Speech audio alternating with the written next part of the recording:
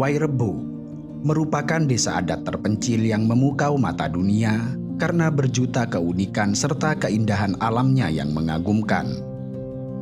Desa yang terletak pada ketinggian 1.200 meter di atas permukaan laut dan mendapat julukan sebagai negeri di atas awan ini terletak di Kabupaten Manggarai, Nusa Tenggara Timur. Desa yang memiliki 7 rumah utama atau yang biasa disebut sebagai Baruniang ini harus ditempuh melewati jalan setapak kurang lebih sejauh 7 km.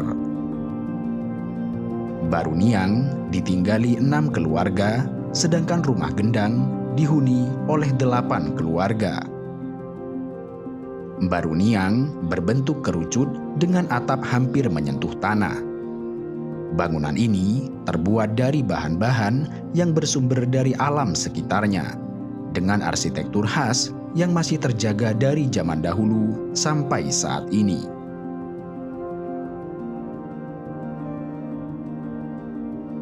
Rumah adat Baruniang tersusun mengitari batu melingkar yang dinamakan compang sebagai titik pusat. Compang adalah pusat aktivitas, tempat di mana warga mendekatkan diri dengan alam, leluhur, serta Tuhan. Arsitektur Baruniang mengandung filosofi yang mencerminkan kehidupan sosial masyarakat Wairebo. Bagi mereka, rumah tradisional ini merupakan wujud keselarasan manusia dengan alam serta merupakan cerminan fisik dari kehidupan sosial suku Manggarai. Suku Manggarai meyakini bahwa lingkaran merupakan simbol keseimbangan, sehingga mereka menggunakan pola lingkaran ini pada hampir seluruh wujud fisik desa, dari bentuk kampung hingga rumah-rumah mereka. Masing-masing bangunan rumah terdiri atas 5 tingkat.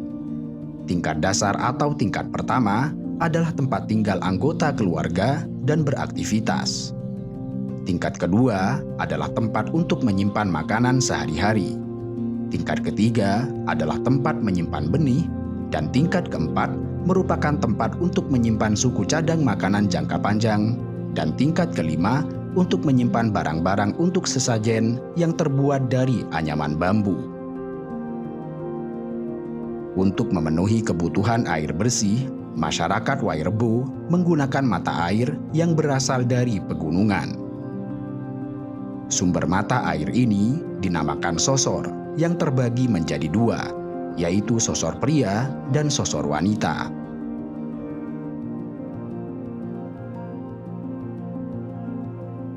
Wairebo tidak saja menyajikan daya tarik keindahan alam. Lebih dari itu, ragam kehidupan, sosial dan budaya di desa ini menjadi daya tarik tersendiri. Desa Wairebo ditinggali oleh 44 kepala keluarga dengan mata pencaharian utama di bidang pertanian, seperti umbi-umbian, cengkeh, serta kopi. Sedangkan aktivitas kalangan wanitanya adalah memasak, mengasuh anak, menenun, juga membantu kaum pria di perkebunan. Masyarakat desa Wairebo masih mempertahankan cara hidup tradisional sesuai budaya dan tradisi yang telah diwariskan leluhurnya. Keindahan, keunikan bentuk bangunan, serta kehidupan masyarakat yang masih tradisional menjadi daya tarik para wisatawan dan UNESCO, sehingga Wairebo dinyatakan sebagai warisan budaya dunia pada Agustus tahun 2012 dengan menyisikan sebanyak 42 negara. Uniknya, nenek moyang penduduk desa Wairebo tidak berasal dari desa Wairebo, melainkan pendatang dari Minangkabau, Sumatera Barat. Pelancong itu bernama Empu Maro yang berlayar dari Pulau Sumatera hingga ke Labuan Bajo. Bersama keluarganya, Empu Maro melakukan perjalanan dengan tujuan mencari sebuah kawasan desa yang dianggap layak huni. Sayangnya, setelah mengalami proses perpindahan dari satu desa ke desa lain, Empu Maro belum menemukan desa yang dianggap layak untuk dihuni dan menetap dalam waktu yang cukup lama. Hingga pada akhirnya, beliau mendapat petunjuk melalui mimpi bahwa desa Wairebo adalah desa yang selama ini dia cari. Wairebo memiliki kontur tanah yang subur sehingga sangat cocok untuk bercocok tanam. Selain itu, populasi desa Wairebo yang tidak terlalu padat seperti desa lain sangat cocok untuk dijadikan lokasi menetap. Sehingga pada akhirnya, Empu Maro dan keluarganya memilih untuk menetap di desa itu.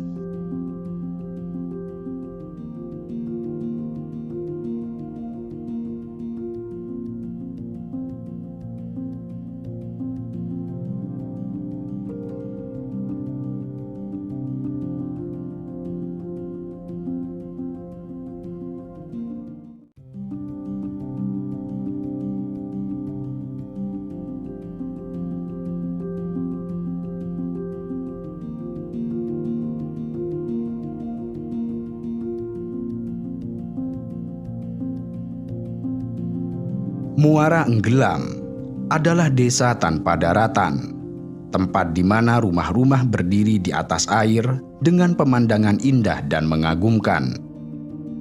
Muara Enggelam merupakan desa terapung yang berada tepat di tengah perairan Danau Melintang, yang berlokasi di Kabupaten Kutai Kartanegara, Provinsi Kalimantan Timur. Danau Melintang sendiri adalah danau air tawar dengan luas sekitar 11.000 hektar. Danau ini memiliki sumber daya air tawar yang melimpah sekaligus menyimpan beragam kekayaan alam yang menjadi penopang utama bagi kehidupan masyarakat desa. Secara topografi, Muara Enggelam merupakan desa terpencil karena lokasinya yang sangat jauh dari kota. Satu-satunya transportasi yang dapat diandalkan untuk mencapai desa ini hanyalah perahu kayu. Sebagai desa yang hampir seluruhnya dipenuhi oleh air, tidak terdapat kendaraan motor atau mobil yang terparkir di desa ini. Yang tampak hanyalah perahu-perahu kayu yang digunakan oleh orang-orang dewasa hingga anak kecil. Karenanya, dapat dikatakan bahwa kehidupan masyarakat di desa ini sangat bergantung pada perahu.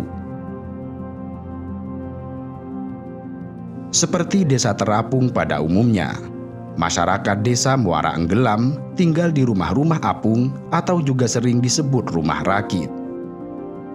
Bukan hanya rumah, tempat-tempat umum seperti masjid hingga gerbang masuk menuju desa juga berdiri di atas air. Bahkan, untuk mengatur lalu lintas dengan perahu, desa ini memanfaatkan jembatan kayu yang dapat dibuka dan ditutup. Jembatan ini akan terbuka ketika ada perahu yang melintas, kemudian tertutup ketika perahu tersebut sudah lewat. Dan uniknya, jembatan ini seolah menjadi satu-satunya daratan bagi warga untuk melintas.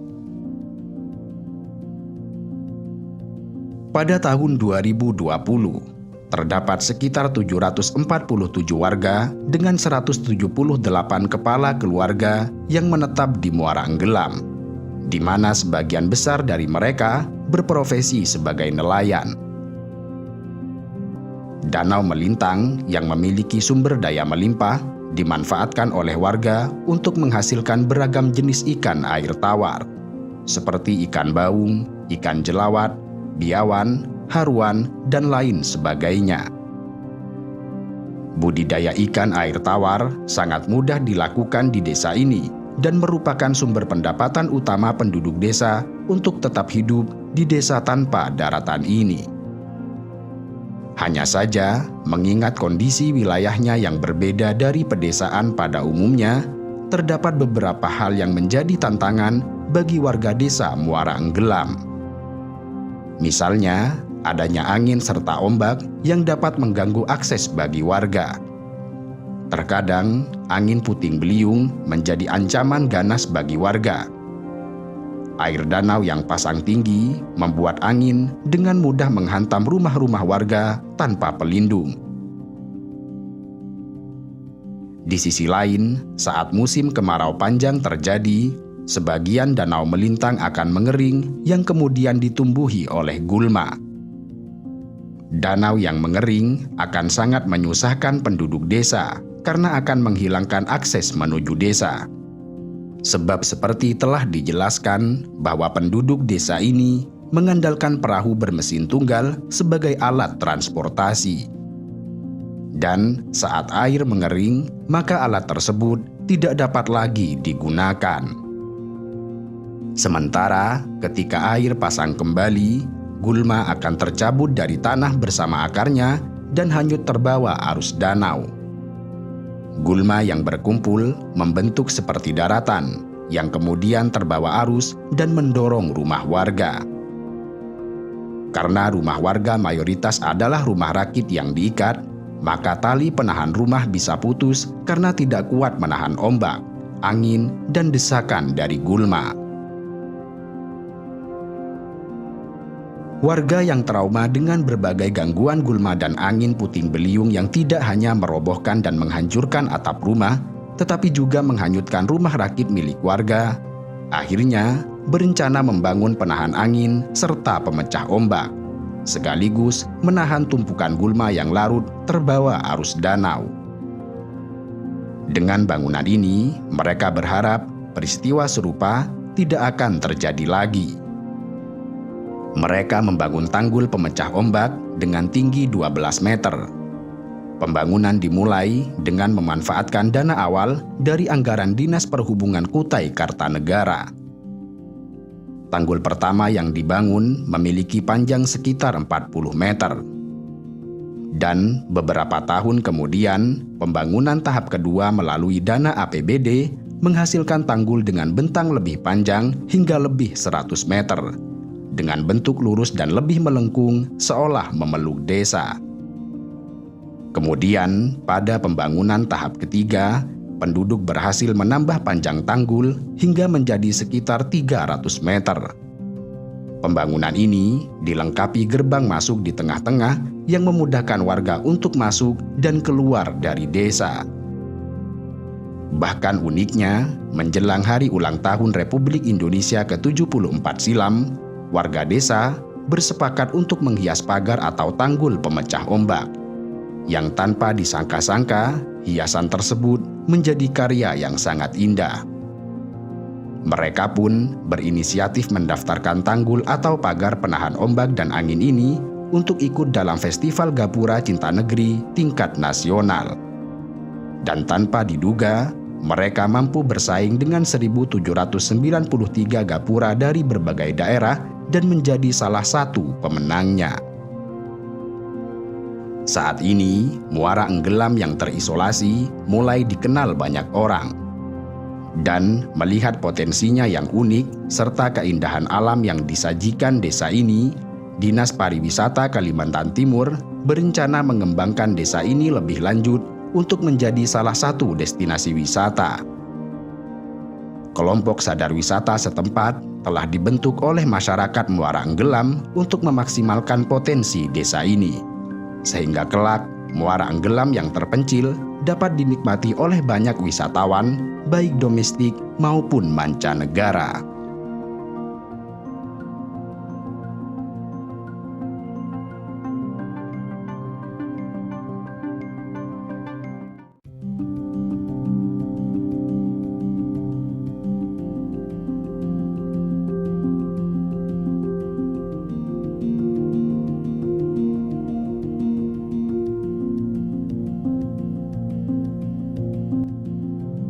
Bena merupakan sebuah kampung adat tradisional yang mencerminkan peradaban dan budaya zaman batu.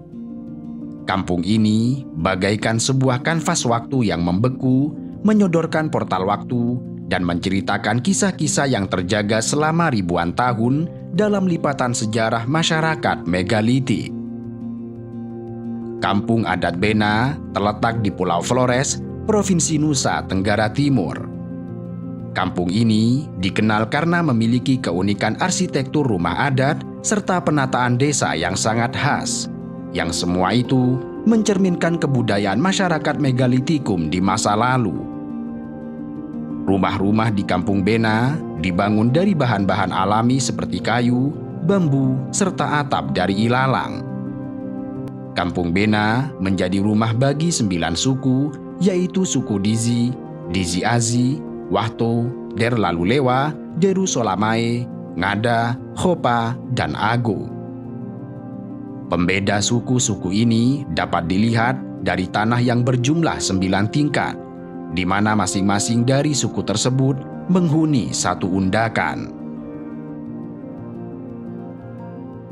Desain dan orientasi rumah di desa ini mengikuti aturan tradisional yang sangat ketat, yang semuanya mencerminkan kosmologi dan kepercayaan masyarakat. Terdapat sekitar 45 rumah adat yang berdiri di Kampung Bena. Rumah-rumah ini berdiri di atas tanah yang berundak untuk menyesuaikan dengan kontur alaminya.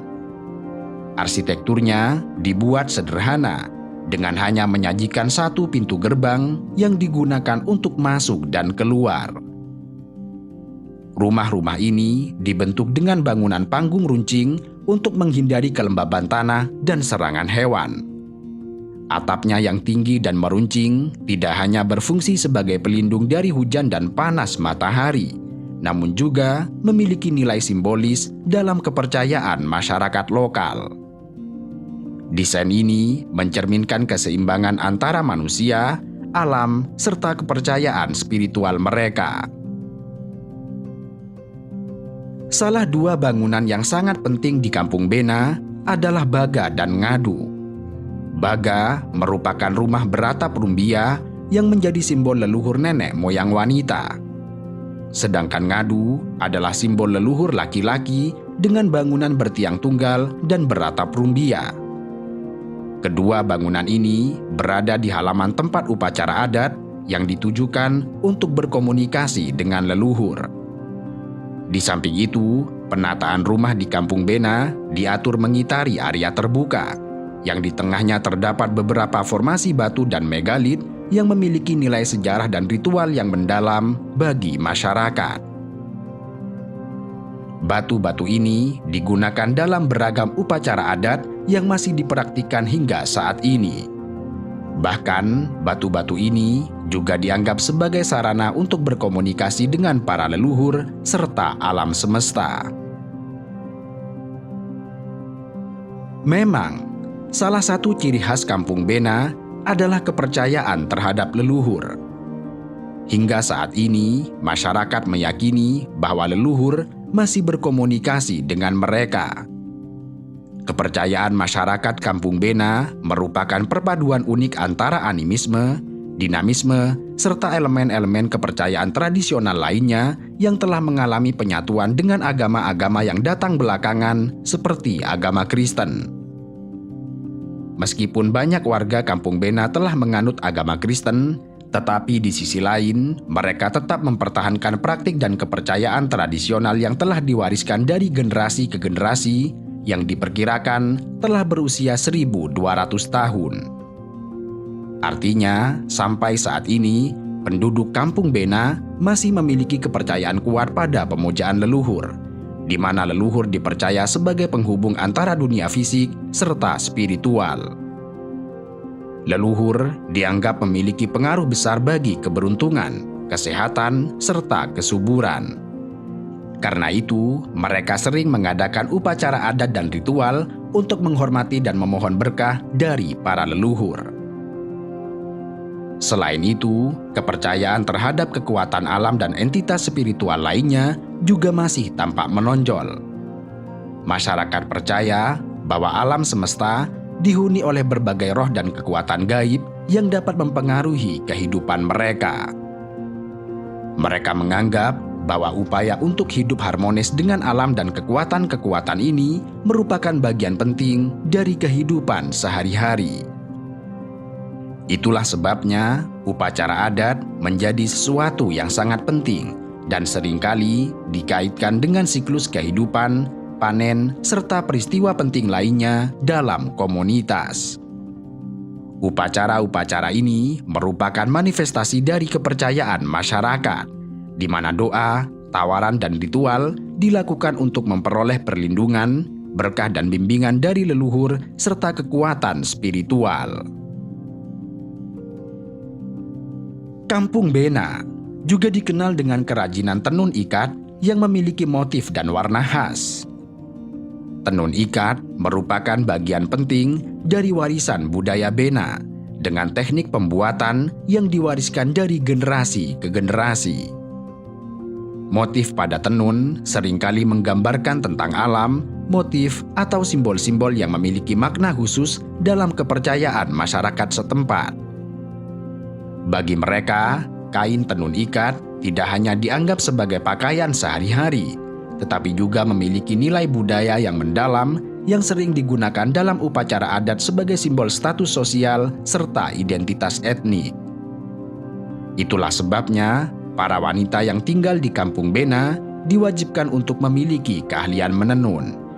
Dan setiap harinya, mereka membuat kain tenun dengan teknik tradisional. Selain itu, dalam pembuatan tenun ikat, mereka juga menggunakan pewarna alami, yang hal ini menambah nilai estetik dan keunikan pada setiap lembar kain. Warna-warna yang dihasilkan dari bahan alami ini tidak hanya indah, tetapi juga sangat ramah bagi lingkungan. Keahlian dalam memilih dan mengolah bahan pewarna alami menjadi salah satu keterampilan penting dalam proses pembuatan tenun ikat di Kampung Bena. Itulah mengapa tenun ikat dari Kampung Bena tidak hanya diapresiasi di tingkat lokal, tetapi juga telah mendapatkan pengakuan di tingkat nasional dan internasional sebagai salah satu warisan budaya Indonesia. Kain tenun ikat ini sering dijadikan oleh-oleh bagi wisatawan yang berkunjung ke Kampung Bena, serta menjadi objek studi bagi mereka yang tertarik dengan budaya serta kerajinan tradisional Indonesia.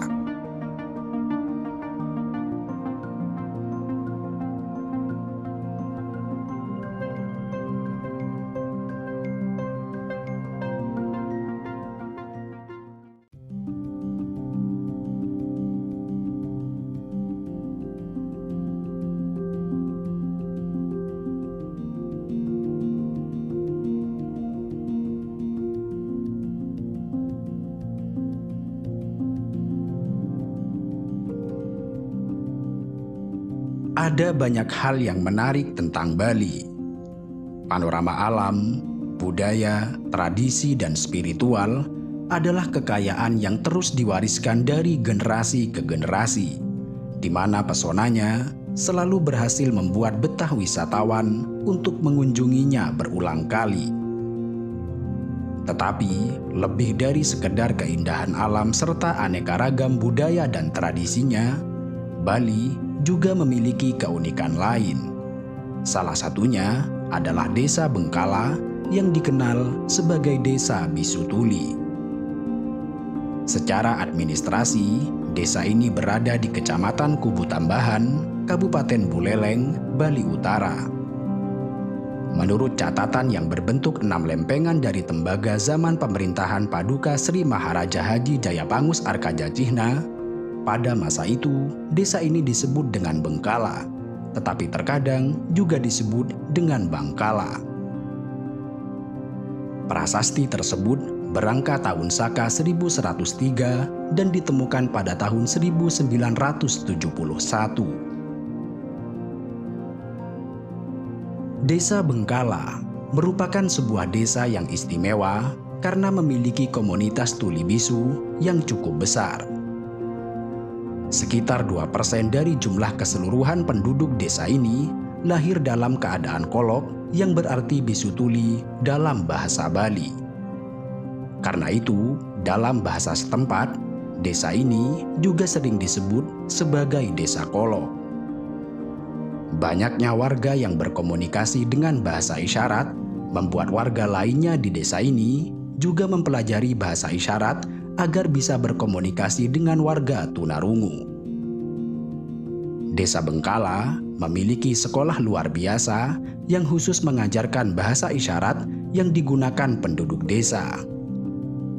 Bahasa yang digunakan adalah bahasa kolok, sebuah bahasa isyarat yang berbeda dengan bahasa isyarat Indonesia ataupun internasional.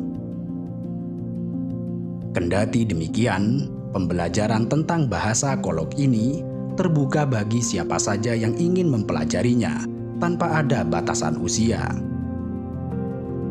Selain bahasa yang dikembangkan secara lokal, Desa Bengkala juga memiliki tari Jengger Kolok, yaitu tarian yang semua penarinya adalah orang-orang Kolok atau bisu dan tuli.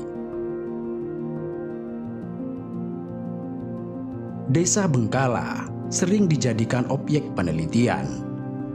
Kendati demikian, hingga sejauh ini, masyarakat tetap percaya bahwa kekolokan yang terjadi di desa ini disebabkan oleh kutukan. Selama orang-orang Kolok masih berada dan menetap di Desa Bengkala, kutukan tersebut tidak akan pernah beranjak dari desa ini. Sementara menurut hasil penelitian, terjadinya fenomena kekolokan dengan jumlah yang cukup besar di desa ini disebabkan adanya gen resesif yang membuat 1 dari 50 bayi di komunitas ini terlahir dalam kondisi bisu serta tuli. Meski demikian, fenomena ini menjadi suatu kelebihan bagi desa tersebut.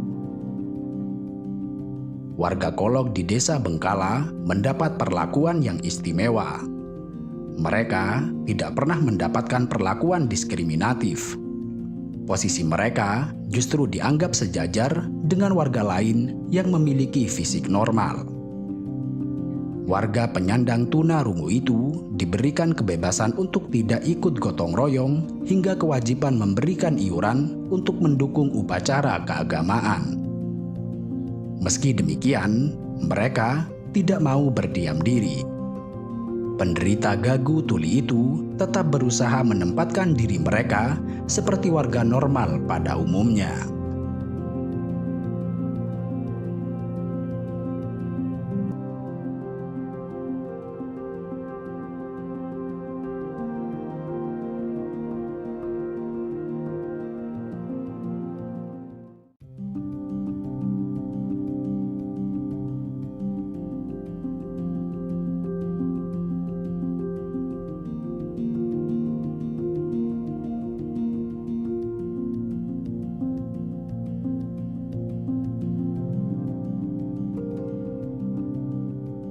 Kelimutu adalah tanah mistis di Pulau Flores, Nusa Tenggara Timur, tempat di mana danau, pegunungan, budaya dan tradisi masyarakat lokal menyatu dalam harmoni yang mengagumkan. Kelimutu merupakan gabungan kata keli yang berarti gunung dengan kata mutu yang bermakna mendidih. Sesuai arti dari namanya, Kelimutu memiliki gunung berapi aktif yang berlokasi di Desa Pemo, Kecamatan Kelimutu, Kabupaten Ende. Gunung ini memiliki 3 danau atau kawah dengan 3 warna yang berbeda, yaitu merah, putih, dan biru, dan pernah diabadikan dalam uang pecahan Rp5.000 terbitan tahun 1992.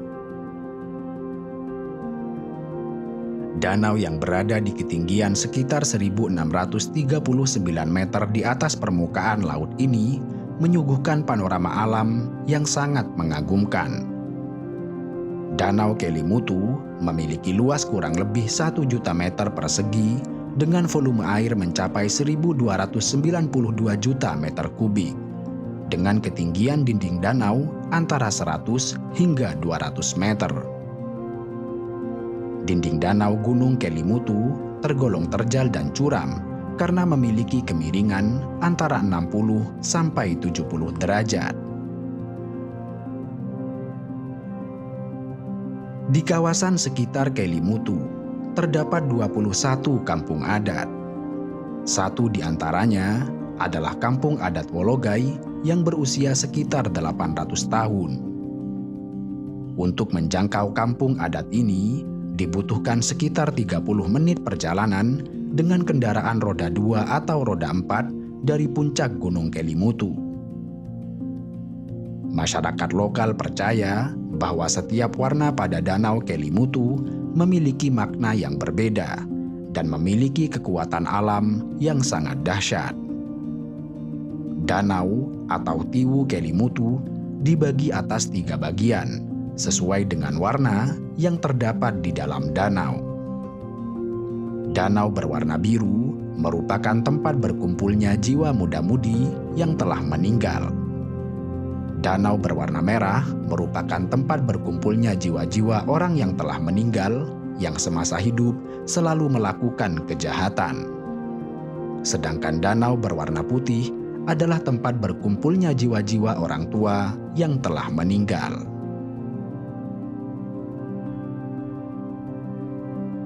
Tiga warna dalam Danau Kelimutu senantiasa berubah-ubah seiring waktu. Para penduduk di sekitar danau meyakini ketika Danau Kelimutu berubah warna, mereka harus memberikan sajen bagi arwah orang-orang yang telah meninggal.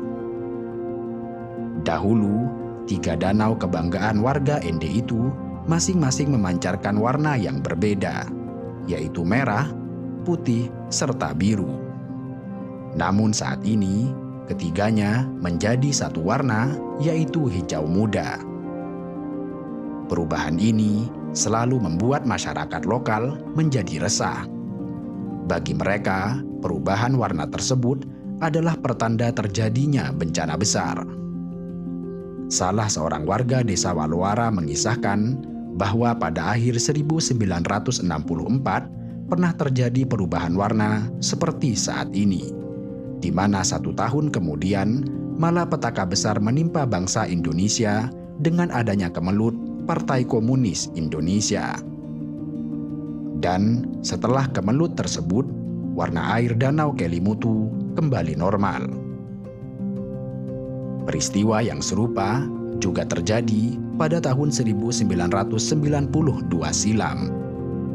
Seiring dengan perubahan warna danau tersebut, gempa bumi dahsyat mengguncang Pulau Flores yang menelan banyak korban jiwa. Gempa itu menghancurkan Pulau Flores hingga menelan sekitar 2.000 korban jiwa. Dan lagi-lagi setelah peristiwa itu, warna Danau Kelimutu kembali normal seperti sedia kala. Namun demikian, berbeda dengan kepercayaan masyarakat lokal, menurut peneliti dari LIPI, sebagai gunung api yang masih aktif, perubahan air kawah merupakan salah satu parameter yang digunakan dalam menentukan status kesiapsiagaan bencana gunung berapi. Perubahan warna di ketiga danau tersebut menunjukkan adanya aktivitas vulkanik. Tim peneliti dari LIPI menyimpulkan bahwa perubahan warna ketiga danau tersebut merupakan pengaruh dari mekanisme vulkanis di kawasan tersebut.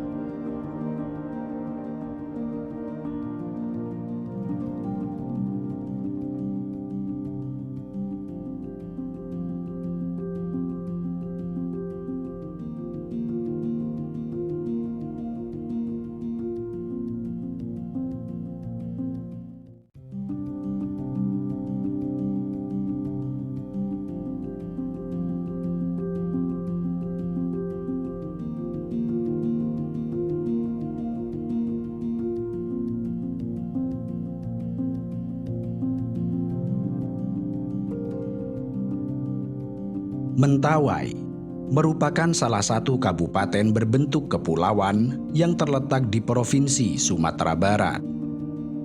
Kepulauan Mentawai merupakan satu-satunya kabupaten yang wilayahnya terpisah oleh laut dengan Provinsi Sumatera Barat.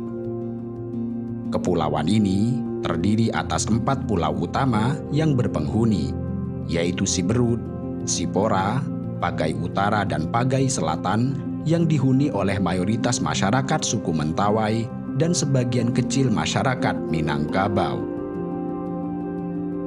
Selain 4 pulau utama, terdapat juga beberapa pulau kecil yang berpenghuni. Namun sebagian besar dari pulau-pulau tersebut hanya ditanami pohon kelapa.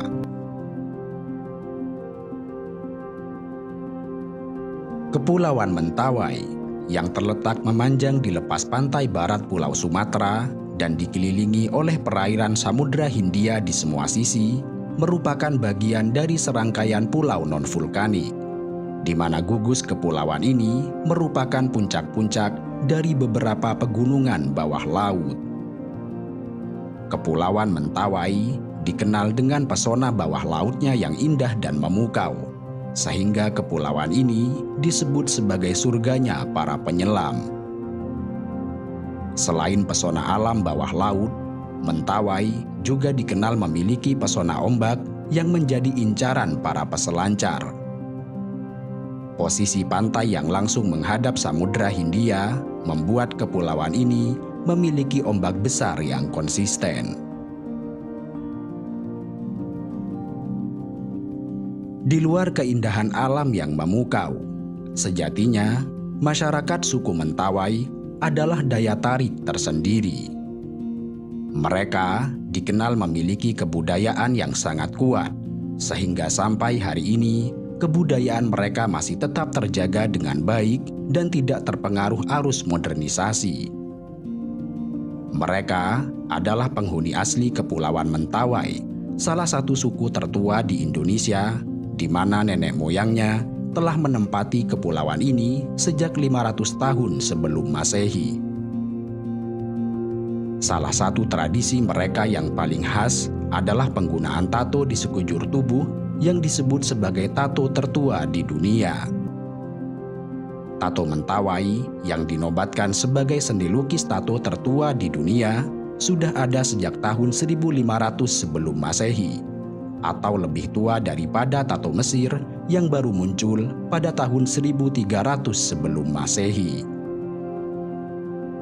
Tato yang oleh mereka disebut sebagai titi atau tik-tik tidak hanya bermakna hiasan bagi tubuh atau busana abadi yang dapat dibawa mati, tetapi lebih sebagai simbol atau identitas yang menunjukkan tanah asal, peran, dan status sosial penggunanya.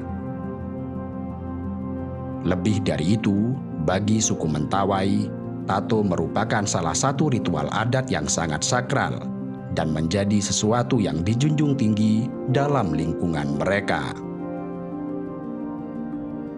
Biasanya, mereka menggunakan tato dari tinta yang berasal dari kayu arang atau bekas pembakaran yang dihaluskan.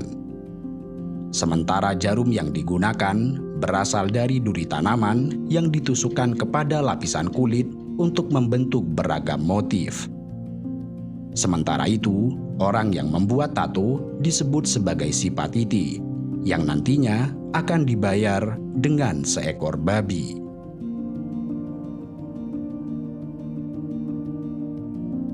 Selain tato, wanita suku Mentawai juga lekat dengan kebiasaan yang sangat unik, yaitu mengerik gigi hingga berbentuk runcing. Bagi mereka, kebiasaan ini mengandung suatu kepercayaan bahwa seorang gadis yang ingin terlihat cantik disarankan untuk memiliki gigi runcing. Karena itu, gigi para gadis akan diruncingkan dengan alat yang terbuat dari besi atau kayu yang telah diasah hingga tajam. Proses ini dilakukan kepada semua gigi mereka. Selain untuk terlihat cantik, tradisi ini memiliki makna lain, yaitu untuk mengendalikan diri mereka dari 6 sifat tercela yang sudah tertanam dalam diri mereka, yang oleh suku Mentawai disebut sebagai satripu.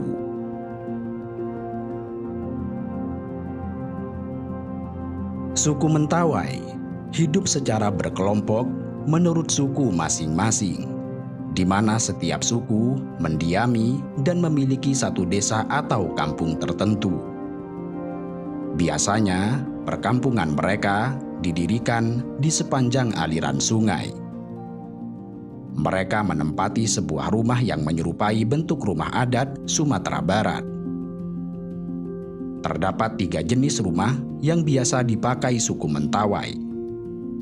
Uma adalah rumah adat berukuran besar yang umumnya dihuni oleh 3 hingga 4 keluarga. Kemudian lalep adalah jenis rumah berukuran lebih kecil yang ditempati 1 keluarga. Lalu rumah bernama rusuk yang difungsikan sebagai tempat anak muda, janda, dan orang yang disingkirkan dalam suatu perkampungan karena telah melanggar norma yang berlaku. Dalam satu kampung, biasanya terdapat 2 penggolongan, yaitu kelompok pembuka kampung yang biasa disebut si bakat langgai dan kelompok suku pendatang yang disebut sebagai sitoi. kelompok pembuka kampung memiliki hak istimewa, terutama dalam penguasaan tanah dan lokasi sumber bahan makanan di lingkungan tempat mereka tinggal. Mereka hidup dengan cara memakan sagu serta ikan. Sagu adalah makanan utamanya yang mereka dapatkan dari hutan rawa-rawa yang banyak ditemukan di sekitar tempat mereka tinggal. Mereka juga berladang dengan cara membuka hutan menggunakan peralatan yang masih sederhana. Tanaman yang ditanam umumnya juga dijadikan makanan sehari-hari, seperti keladi dan ubi jalar. Masyarakat suku Mentawai hidup dengan menganut kepercayaan yang disebut arat sabulungan, sebuah kepercayaan animisme yang menganggap bahwa segala sesuatu memiliki roh atau jiwa. Ketika arwah tidak diperlakukan dengan baik atau dilupakan, mereka akan memberikan dampak buruk atau nasib sial, seperti penyakit atau sesuatu yang dapat menghantui mereka yang melupakannya. Namun demikian, saat ini hampir semua orang Mentawai telah memeluk agama Protestan, Katolik, serta Islam, meski beberapa di antaranya masih bertahan dengan kepercayaan lama.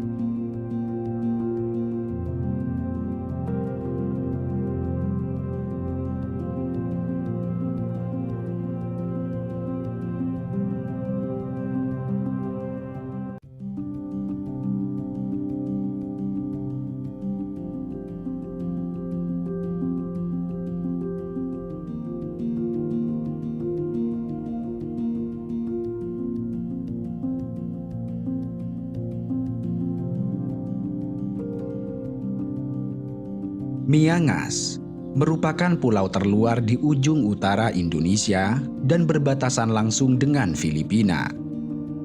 Sebagai pulau terluar, Miangas juga berfungsi sebagai pos pelintas batas Indonesia dengan Filipina. Secara administrasi, Miangas merupakan bagian dari Kecamatan Miangas, Kabupaten Talaut, Provinsi Sulawesi Utara. Pulau terdepan di bagian utara ini merupakan salah satu pulau yang tergabung dalam gugusan Kepulauan Nanusa dengan luas sekitar 3,2 km persegi dan hanya membutuhkan waktu sekitar 2 jam untuk menyusuri seluruh areanya. Meski termasuk bagian dari Kepulauan Indonesia, Miangas berjarak sekitar 521 km dari Manado, ibu kota Sulawesi Utara. Tetapi di sisi lain hanya berjarak sekitar 126 km dari kota Davao di Filipina. Miangas dihuni oleh sekitar 1.000 jiwa yang umumnya terdiri dari suku Talaut. Jumlah ini sudah termasuk warga yang menetap serta satuan petugas yang berasal dari luar daerah. Sebagian besar masyarakat di pulau ini berpendidikan sekolah dasar dan bekerja sebagai nelayan, petani, dan pegawai pemerintah. Yang membuat kehidupan masyarakat di pulau ini menjadi tidak biasa adalah organisasi adat yang masih diteruskan dari zaman leluhur. Ketua adat memiliki peran penting dalam memimpin hukum masyarakat. Jabatan ketua adat akan dipegang oleh 2 orang dengan gelar Mangku Bumi 1 dan Mangku Bumi 2. Di bawahnya terdapat 12 suku adat yang masing-masing diwakilkan oleh 2 kepala suku. Seperti masyarakat Indonesia yang tinggal di daerah perbatasan pada umumnya, perdagangan masyarakat Pulau Miangas mengandalkan barang-barang yang berasal dari beberapa wilayah di Filipina seperti Santa Agustin dan General Santos. Namun demikian, ketika memasuki bulan Desember hingga Maret, masyarakat Pulau Miangas akan terisolasi akibat adanya gelombang laut yang ganas dari Samudra Pasifik. Dalam kondisi itu, selama 4 bulan lebih, mereka hanya mengonsumsi galuga, sejenis makanan yang terbuat dari umbian keras yang dicampur dengan daging dan kelapa. Sedangkan untuk memenuhi kebutuhan air minum, mereka memanfaatkan air kelapa. Karena berdekatan jarak dengan Filipina, pernikahan masyarakat lokal dengan warga Filipina seolah menjadi sesuatu yang niscaya di Miangas. Bahkan beberapa laporan mengatakan jika penduduk di Miangas juga menggunakan uang peso sebagai mata uang transaksinya. Jarak Miangas yang dekat dengan Filipina membuat masyarakat tidak asing dengan adanya pernikahan campuran tersebut. Itulah sebabnya penduduk di pulau ini tidak hanya orang-orang dari suku Talaud, tetapi juga dari keturunan Filipina, bahkan Spanyol. Masyarakat Miangas yang merupakan keturunan Spanyol kemudian disebut dengan istilah kancingan. Eratnya ikatan antara penduduk Miangas dengan orang-orang Filipina bukan semata karena letak geografisnya yang berdekatan, melainkan pada zaman dahulu, Pulau Miangas pernah menjadi bagian dari Filipina dan dinamai dengan Pulau Palmas. Sementara di sisi lain, saat itu Republik Indonesia belum terbentuk dan masih dikuasai oleh pemerintahan kolonial Hindia Belanda, di mana kemudian Belanda mengajukan masalah Miangas ke Mahkamah Arbitrase Internasional. Setelah Perjanjian Paris pada tahun 1898, Spanyol menyerahkan Filipina ke Amerika Serikat. Menurut Amerika, Pulau Palmas telah ditemukan dan dikuasai oleh Spanyol.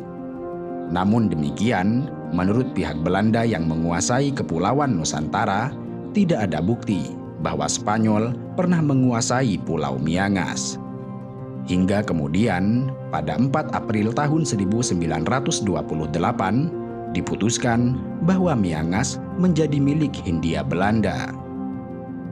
Ketika zaman telah berganti dan Indonesia merdeka dari Belanda, maka secara otomatis Miangas menjadi milik Indonesia.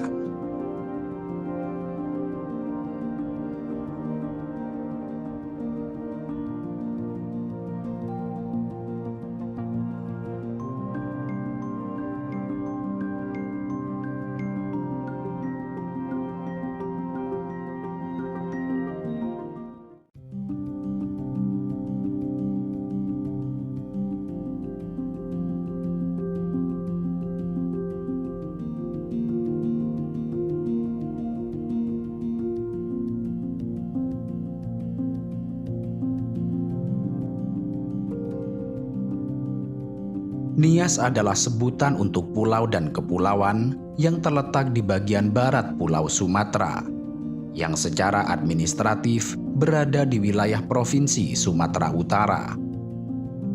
Pulau ini merupakan pulau terbesar di antara gugusan pulau di pantai barat Sumatera yang dihuni oleh mayoritas suku Nias dengan budaya dan tradisinya yang sangat khas. Salah satu tradisi yang paling menonjol dari suku ini adalah tradisi lompat batu atau biasa disebut sebagai hombo batu. Tradisi ini sudah ada sejak zaman leluhur dan dijadikan sebagai ajang untuk menguji mental serta fisik bagi semua pemuda suku Nias. Dan uniknya, konon selain karena unsur latihan, berhasil tidaknya melampaui hombo batu dipengaruhi oleh faktor garis keturunan. Batu yang dilompati merupakan batu-batu besar yang disusun layaknya piramida. Batu tersebut memiliki tinggi 2 meter dengan ketebalan mencapai 40 cm. Mereka yang berhasil melakukan hombo batu akan dianggap heroik dan prestisius bukan saja bagi individu yang melakukannya, melainkan juga bagi keluarga hingga seluruh masyarakat desa. Karena itu, setelah anak laki-laki berhasil melakukan tradisi ini, diadakanlah pesta sederhana dengan menyembelih ayam atau hewan lain. Mereka yang berhasil melampaui hombo batu juga akan dianggap matang sekaligus dianggap layak untuk menjadi penjaga desa dari konflik dengan desa lain.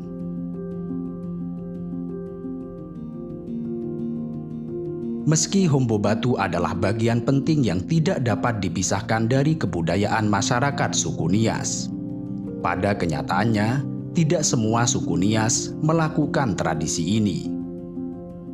Tradisi Hombo Batu hanya dilakukan oleh mereka yang berada di Nias Selatan di kawasan Teluk Dalam.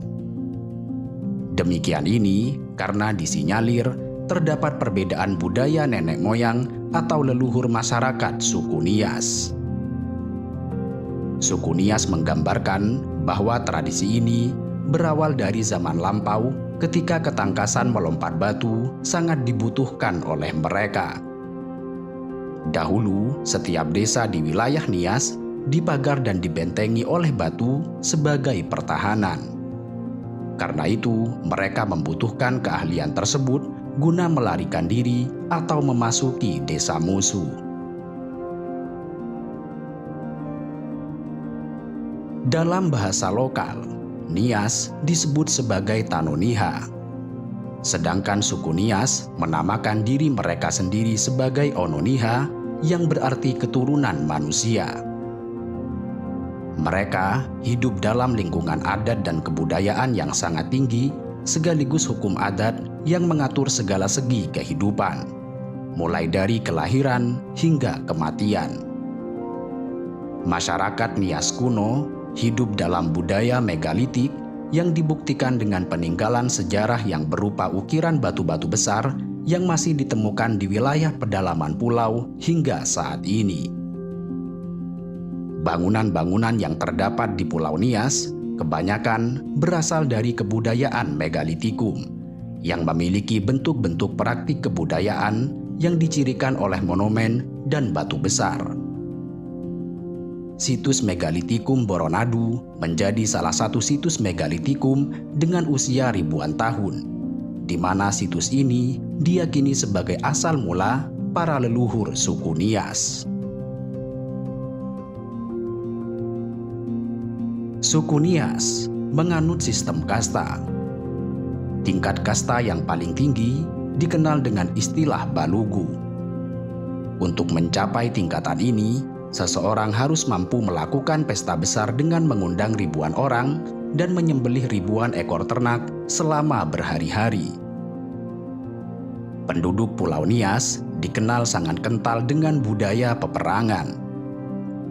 Mereka memiliki harga diri kesukuan yang sangat tinggi, yang karenanya mereka akan melakukan pertarungan dengan sepenuh jiwa jika merasa dilecehkan.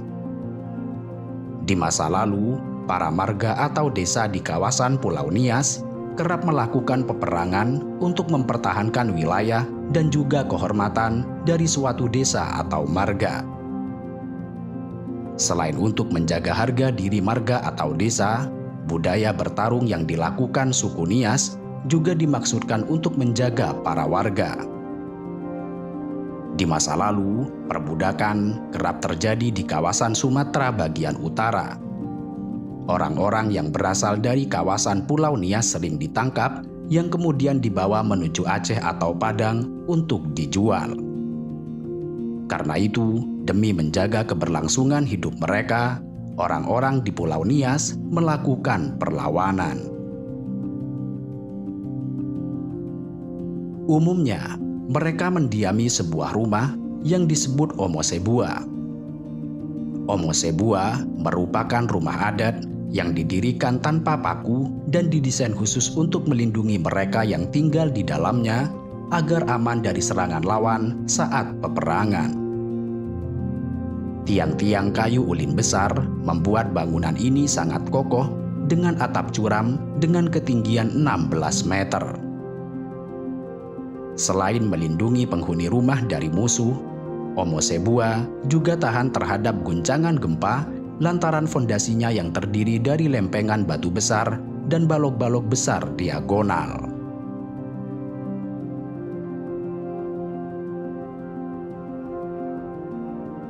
Sebagai suku yang dikenal dengan budaya perang, suku Nias dikenal sebagai salah satu suku paling kuat di wilayah Nusantara.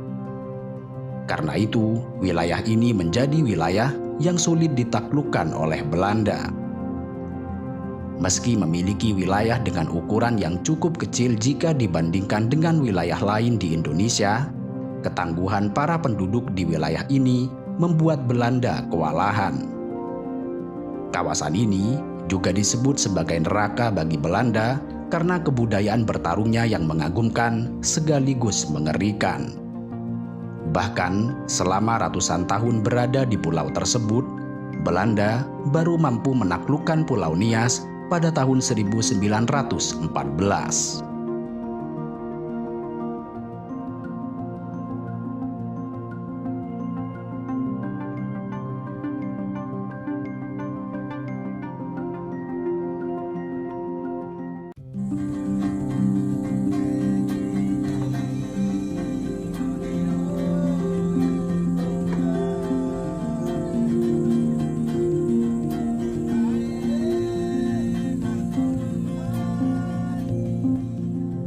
Hongana Manyawa, yang dalam bahasa lokal berarti orang hutan, adalah komunitas adat yang mendiami hutan hujan Pulau Halmahera, Maluku Utara. Mereka adalah sedikit dari suku pemburu nomaden di Indonesia yang masih menggantungkan kehidupannya kepada alam. Bagi mereka, hutan tidak hanya menjadi rumah, tetapi mereka juga percaya bahwa pohon, seperti halnya manusia, memiliki jiwa dan perasaan. Itulah sebabnya mereka memperlakukan hutan dan pepohonan selayaknya orang tua. Hongana Manyawa menambatkan seluruh hidup mereka kepada hutan, bahkan sejak mereka lahir hingga menemui kematian. Ketika salah seorang dari mereka dilahirkan, maka keluarga akan menanam sebuah pohon sebagai wujud rasa syukur, kemudian mengubur tali pusar di bawahnya. Saat pohon itu tumbuh, itu berarti pohon tersebut tumbuh bersama anak itu yang sekaligus menandai usianya. Dan kemudian pada akhir masa hidupnya, tubuh mereka akan ditempatkan di pohon-pohon pada area khusus hutan yang memang disediakan untuk para arwah. Penghormatan Hongana Manyawa terhadap pohon dapat dilihat melalui cara mereka membangun rumah.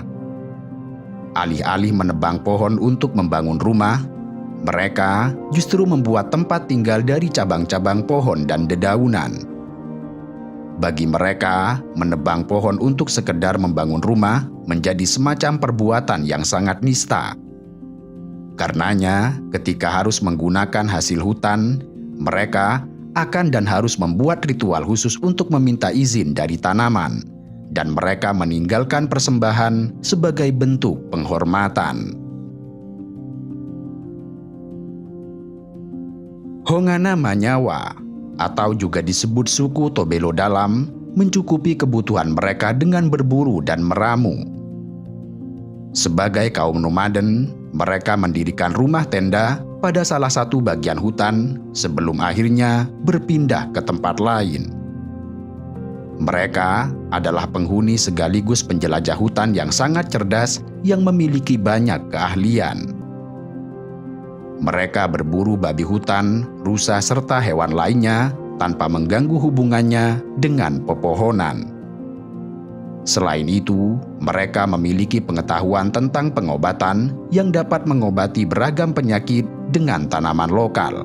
Kendati hal ini menjadi semakin sulit bagi mereka menyusul datangnya penyakit baru yang dibawa orang luar.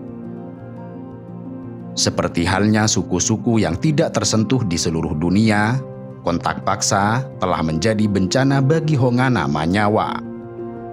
Mereka segera terkena penyakit di mana mereka tidak memiliki kekebalan terhadapnya. Dari akhir tahun 1970-an hingga awal tahun 1990-an, wabah penyakit mempengaruhi desa-desa yang baru menetap dan telah menyebabkan penderitaan yang meluas dan bahkan menyebabkan kematian bagi mereka. Karenanya, Hongana Manyawa memilih untuk menjalani hidup dengan membatasi kontak dengan orang luar. Bahkan, banyak dari mereka yang memilih untuk sama sekali tidak terhubung dengan orang luar. Sayangnya, pilihan hidup ini membuat mereka mendapatkan stigma buruk dan terancam atas kehadiran tambang-tambang perusahaan nikel. Mereka kerap diasumsikan sebagai pelaku kejahatan, terutama ketika salah seorang pekerja tambang menerima perlakuan tidak menyenangkan yang belum tentu dilakukan oleh Hongana Manyawa. Secara umum, terdapat 3 kategori Hongana Manyawa, yaitu kelompok menetap, kelompok nomaden, dan kelompok menetap sementara. Mereka yang menetap telah memperoleh hak-hak dasar mereka, seperti sekolah, pelayanan kesehatan dan pelayanan lainnya, serta tercatat resmi dalam administrasi pemerintah. Kelompok kedua adalah mereka yang menjalani hidup secara tradisional dan menerapkan pola hidup berpindah-pindah. Kemudian, kelompok menetap sementara, umumnya mereka tinggal di suatu kawasan selama 1 atau 2 tahun. Jika terdapat kejadian luar biasa, seperti kematian atau wabah penyakit, mereka akan berpindah ke tempat lain. Sejak tahun 1970-an, pemerintah Indonesia telah berupaya merelokasi Hongana Manyawa dari hutan ke perkampungan. Dalam beberapa dekade terakhir, pemerintah telah berulang kali mencoba memaksa kontak dengan Hongana Manyawa dengan tujuan menghentikan cara hidup mereka. Hanya saja, banyak dari mereka yang menolak untuk pindah. Hongana Manyawa mengatakan bahwa rumah-rumah baru yang telah dibangun oleh pemerintah dengan atap yang terbuat dari lembaran logam membuat mereka merasa seperti hewan di dalam sangkar. Namun, kendati menolak, mereka tetap menghargai arahan pemerintah. Hanya saja, mereka tidak ingin terpisah dari akar sejarah dan budayanya, serta tanggung jawab untuk menjaga hutan. Di samping itu, seperti telah dijelaskan, mereka tidak memiliki kekebalan terhadap beragam penyakit yang mungkin dibawa oleh orang luar. Dalam beberapa tahun terakhir, Hongana Manyawa berada dalam kondisi yang terancam. Hutan tempat mereka hidup terus menyusut setiap waktu sehingga menjadi rumah yang tidak nyaman. Makanan pokok mereka yang terbuat dari saku yang kaya karbohidrat dihancurkan oleh perusahaan tambang nikel. Sungai yang menyediakan air minum juga tercemar oleh limpasan tambang. Sementara serat rotan yang digunakan untuk pakaian menjadi sulit ditemukan. Dan terakhir, pohon penghasil damar, di mana mereka menggunakan getahnya sebagai obor, juga telah dilenyapkan. Semua itu tiada lain akibat perkemahan tambang yang dipenuhi ribuan pria dan pasukan keamanan yang sekarang menempati hutan yang menjadi rumah bagi Hongana Manyawa. Sebab hutan hujan tempat mereka tinggal berada di tanah yang kaya akan nikel, sebuah logam yang semakin dicari sebagai bahan dalam pembuatan baterai mobil, di mana saat ini Indonesia menjadi salah satu produsen yang terbesar di dunia.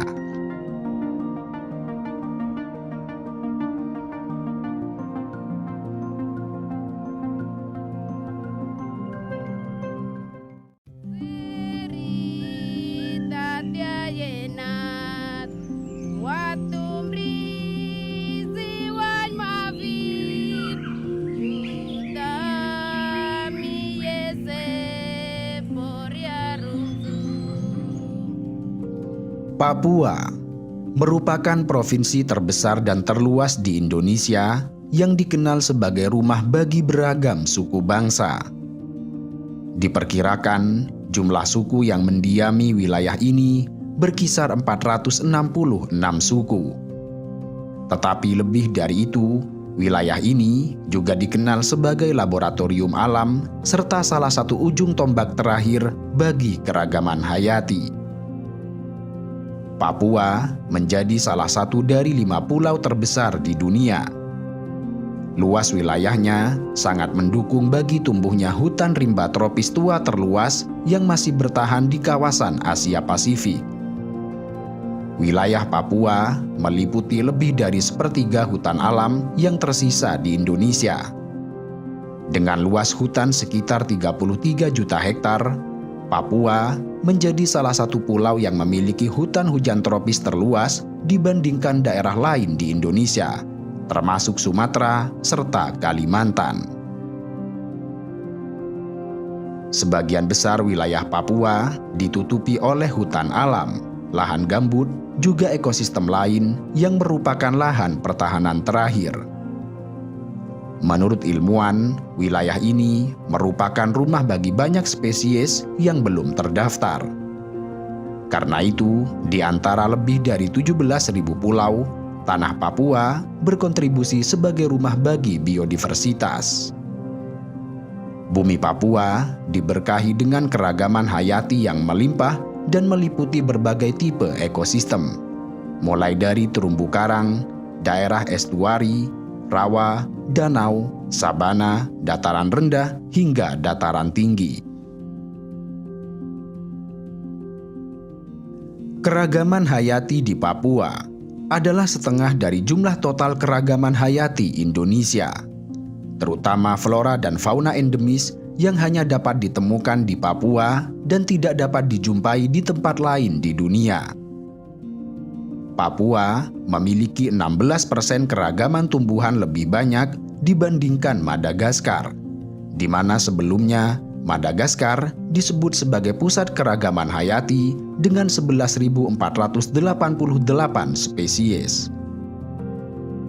Peneliti menemukan sebanyak 13.634 spesies tumbuhan dari 1.742 genus dan 264 famili. Dari jumlah tersebut, ada 68% atau 9.301 spesies merupakan tumbuhan endemis di Pulau Papua. Yang ini berarti bahwa lebih dari 2/3 tumbuhan tersebut tidak ditemukan di tempat lain. Papua memiliki hampir 3 kali lipat dari jumlah spesies tumbuhan berpembuluh di Pulau Jawa dan 1,4 kali jumlah spesies tumbuhan berpembuluh dari Filipina. Papua juga memiliki keragaman jenis ikan. Sekitar 3.000 spesies ikan ditemukan di pulau ini, baik di wilayah laut lepas maupun di pesisir pantai. Ikan laut yang melimpah ini diambil masyarakat untuk dijual dan dimakan. Bagi penduduk pesisir, ikan laut merupakan sumber protein penting, sekaligus sebagai makanan pokok sebagian besar dari mereka. Di sisi lain, ikan air tawar Papua juga terkenal memiliki keunikan tersendiri. Misalnya, ikan hiu air tawar yang hanya bisa ditemukan di Danau Yamur, dan ikan gergaji sepanjang 5 meter di Danau Sentani. Sayangnya, ikan hiu air tawar ini tidak lagi ditemukan, yang kemungkinan penyebab utamanya adalah masifnya perburuan oleh para penduduk.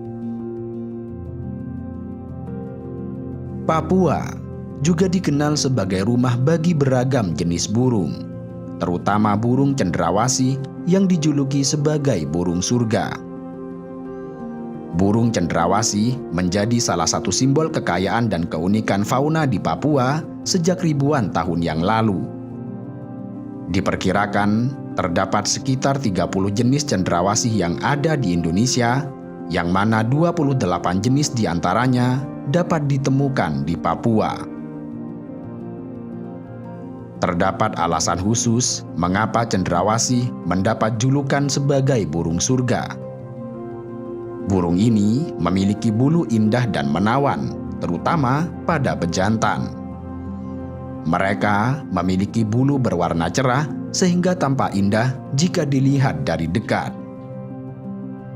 Bulu berwarna cerah itu digunakan oleh jantan untuk memikat hati cendrawasih betina. Bahkan lebih dari itu, jantan juga menari-nari guna menarik perhatian dari lawan jenis. Dalam tariannya, cendrawasih jantan menampilkan fleksibilitas bulu dan bentuk badan mereka sehingga semakin menonjolkan keindahan warna pada bulunya. Uniknya, cendrawasih jantan mempersiapkan diri sebaik mungkin untuk melakukan ritual tarian ini, bahkan dengan cara membersihkan paruhnya sebelum menari.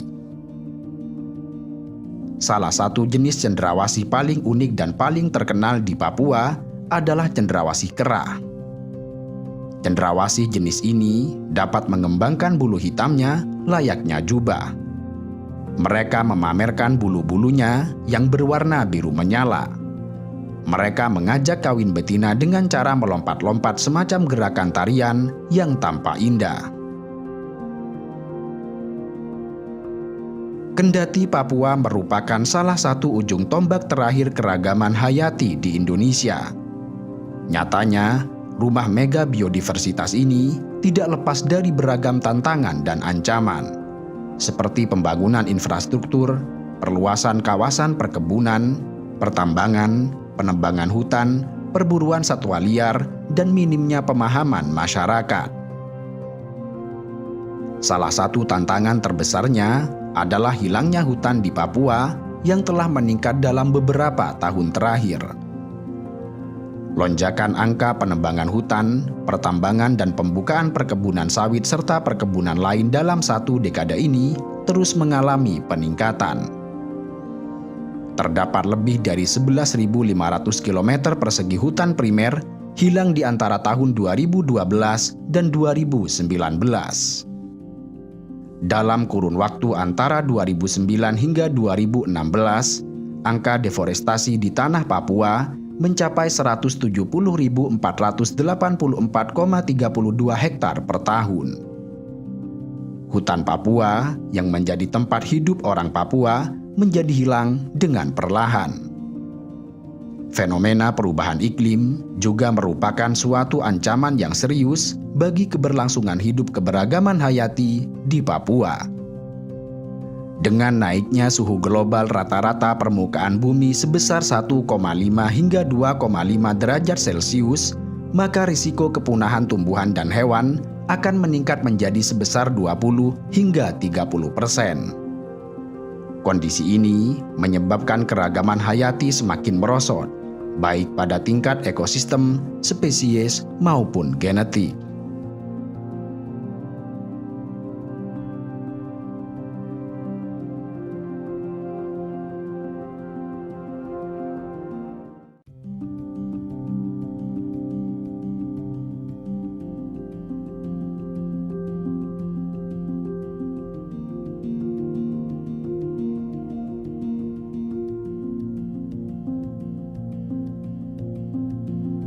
Lamalera hanyalah desa kecil yang terletak di Kabupaten Lembata, Nusa Tenggara Timur, namun dikenal luas karena tradisinya yang sangat khas. Masyarakat di desa ini memiliki tradisi berburu ikan paus yang mereka sebut sebagai kotek lama. Selain sebagai sumber pencaharian, mereka menganggap berburu ikan paus sebagai bagian dari tradisi dan budaya yang mesti diwariskan untuk generasi berikutnya. Biasanya, jenis ikan paus yang mereka buru adalah ikan paus sperma, sementara jenis ikan paus biru tidak pernah mereka buru. Karena selain untuk menjaga kelestarian ikan paus, mereka berpandangan bahwa mereka memiliki hutang budi kepada paus biru. Sebab konon masyarakat di desa ini pernah diselamatkan paus biru. Penduduk Lamalera adalah keturunan para pelaut yang tiba dari Sulawesi Selatan pada sekitar 500 tahun yang lalu. Kepindahan mereka dari Sulawesi dilatar belakangi oleh penaklukan kerajaan di Sulawesi yang dilakukan Majapahit selama kekuasaan Hayam Buruk dan Gajah Mada. Dan kelak, kelompok inilah yang menjadi cikal bakal beberapa suku atau marga Lamalera. Sebagai pelaut, mereka terikat dengan tradisi berburu dan penjelajahan laut yang sangat kental. Mereka menangkap beragam jenis ikan, baik untuk dikonsumsi secara pribadi atau sebagai alat tukar. Saat datang ke Lamalera, mereka membangun sistem kekerabatan dan desa nelayan yang terus bertahan hingga saat ini. Mereka membawa tradisi nenek moyang yang kemudian diubah untuk menangkap ikan paus yang sering ditemukan di perairan selatan Pulau Lembata. Kebiasaan memburu paus telah dimulai pada sekitar abad ke-17 atau mungkin pada abad ke-16. Tradisi menangkap paus suku Lamalera merupakan tradisi tahunan. Di Lamalera, terdapat 15 klan keluarga dengan tradisi ini, lengkap dengan rumah adat, rumah perahu atau najeng, serta tali penangkap paus yang mereka sebut sebagai tali leo. Waktu perayaan tradisi ini berlangsung cukup lama, sehingga masyarakat Lamalera menyebutnya sebagai musim berburu paus atau lewa. Suku Lamalera biasa melaksanakan adat ini setiap tanggal 1 Mei hingga bulan Oktober. Sebelum memulai tradisi ini, para pemburu paus atau disebut sebagai Lamafa dalam bahasa lokal menyiapkan sebuah senjata bernama tempuling. Sebuah alat yang terbuat dari bambu atau tongkat dengan bagian ujung berupa besi runcing serta tajam. Kemudian, mereka menggunakan kapal layar yang disebut sebagai paledang yang didayung secara bersama-sama. Selama mencari paus, Lamafa akan berdiri di ujung perahu atau buritan sambil menggenggam tempuling. Jika terdapat paus yang dekat dengan paledang yang mereka naiki, Lamafa membidikkan tempuling ke arah paus. Kemudian dengan sigap, mereka melemparkan dan menikam paus tersebut dengan tempuling. Selanjutnya, daging paus yang mereka tangkap akan dibagikan kepada orang-orang yang ikut berperan dalam tradisi ini. Orang-orang ini akan menerima jumlah daging yang disesuaikan dengan usaha mereka masing-masing. Selain memanfaatkan daging, suku Lamalera juga memanfaatkan minyak yang terdapat dalam tubuh ikan paus sebagai minyak urut, minyak gosok, hingga bahan bakar untuk lampu tradisional. Tentu saja, tradisi berburu ikan paus mendapat kecaman dari berbagai pihak, terutama oleh para pecinta hewan. Demikian ini karena paus merupakan jenis hewan langka. Paus sperma termasuk dalam daftar satwa berstatus rentan, yang berarti bahwa populasinya kian menurun. Kendati demikian, suku Lamalera berpandangan bahwa mereka tidak pernah sembarangan dalam menangkap paus. Mereka hanya menangkap paus sperma, bukan semua jenis paus. Bahkan sangat pantang bagi mereka untuk menangkap paus biru. Pantangan lain bagi mereka selain menangkap paus biru ialah membunuh paus sperma betina yang sedang hamil, anak paus, atau ikan paus yang sedang dalam suasana kawin. Kecaman lain juga diterima suku Lamalera lantaran mereka tidak hanya menangkap paus sperma, tetapi juga menangkap lumba-lumba spinner, lumba-lumba hidung botol, paus pembunuh, hingga beberapa jenis blackfish. Padahal, Indonesia telah memasukkan ikan paus dan lumba-lumba sebagai satwa yang dilindungi, serta dilarang untuk diburu. Hanya saja, pelarangan ini tidak berjalan dengan efektif. Karena terbukti, masyarakat Lamalera tetap saja memburu paus, karena perburuan tersebut mereka anggap sebagai bagian dari budaya dan tradisi yang tidak dapat dipisahkan dari kehidupan mereka. Di sisi lain, Komisi Perburuan Paus Internasional mendefinisikan perburuan paus Lamalera sebagai perburuan tradisional di mana hal tersebut masih diperbolehkan untuk dilakukan. Hanya saja, tidak seperti negara-negara yang masyarakatnya juga berburu paus, Indonesia tidak memiliki regulasi yang mengatur tentang perburuan secara tradisional.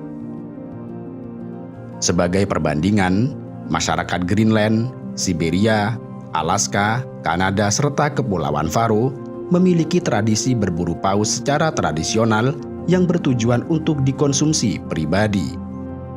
Dan pemerintah di kawasan-kawasan tersebut mengizinkan warganya untuk meneruskan tradisi itu. Sementara di Lamalera, apa yang dilakukan oleh masyarakatnya tidak jauh berbeda dengan beberapa negara tersebut. Selama musim perburuan paus di Lamalera, penangkapan paus tidak dilakukan dalam skala besar, karena nantinya hasil tangkapan ikan paus hanya dikonsumsi atau ditukar dengan bahan pangan. Hal ini sangat berbeda dengan Jepang, di mana mereka mencabut larangan perburuan paus yang sudah berjalan selama 30 tahun untuk tujuan komersial. Mereka mencabut larangan itu dengan alasan untuk memenuhi kebutuhan pangan. Padahal alasan tersebut sangat tidak relevan, mengingat bahwa Jepang merupakan salah satu negara paling maju di dunia yang mampu mencukupi kebutuhan protein serta beragam kebutuhan lainnya.